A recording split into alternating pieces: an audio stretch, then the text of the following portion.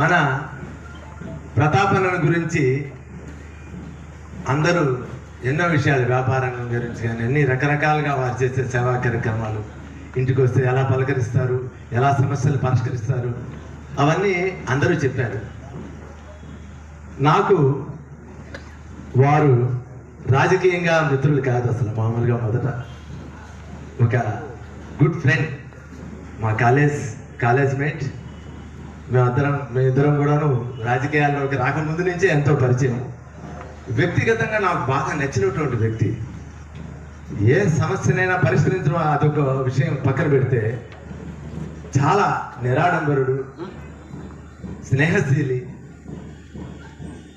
ఏదైనా ఒక మంచి విజనరీ.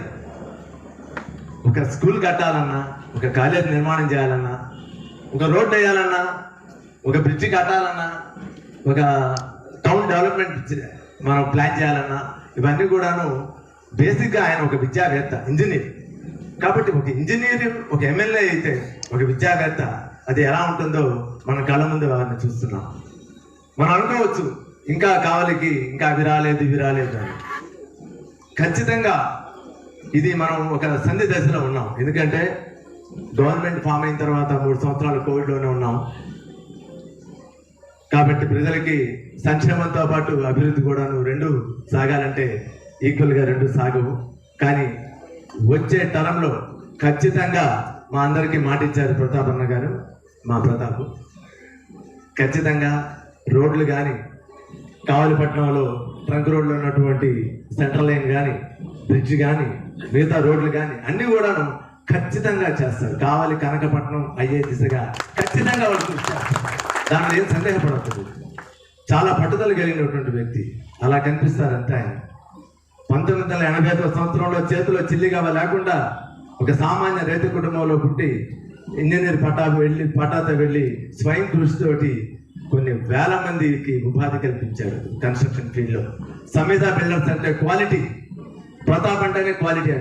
ఎక్కడ సమేత బిల్డింగ్స్ ఎక్కడ అపార్ట్మెంట్ కొనాలంటే ఎక్కడ కొనాలంటే మా ప్రతాప్ గారు అట్లయితే చూడబడలేదండి. కన్స్ట్రక్షన్ A1 కన్స్ట్రక్షన్, అటువంటి మంచి పేరు.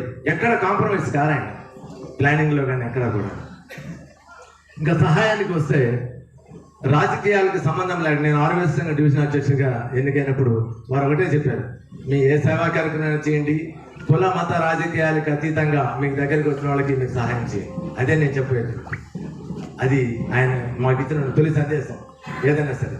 అదేవిధంగా మా IMAకి కరోనా సమయంలో నేను అప్పుడు ప్రెసిడెంట్గా ఉన్నాను. 14 రోజుల పాటు మేము కంటిన్యూస్ మెడికల్ క్యాంప్ కండక్ట్ చేశాం.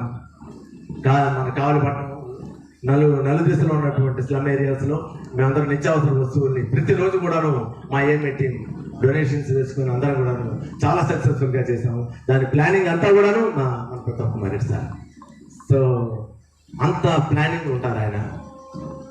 అటువంటి విద్యావేత్త, మంచి ఎమ్మెల్యే, మరలా మనకు రానున్న కాలంలో 3వసారి ఎమ్మెల్యేగా గెలిపించుకొని కావలిని ఖచ్చితంగా కనకపట్నంగా మార్చుకునేటువంటి దిశగా మనందరం కూడాను కృషి చేయాలని, మనందరం కూడా మనం గెలిపించుకోవాలని మీ అందరికీ మనసారా కోరుకుంటూ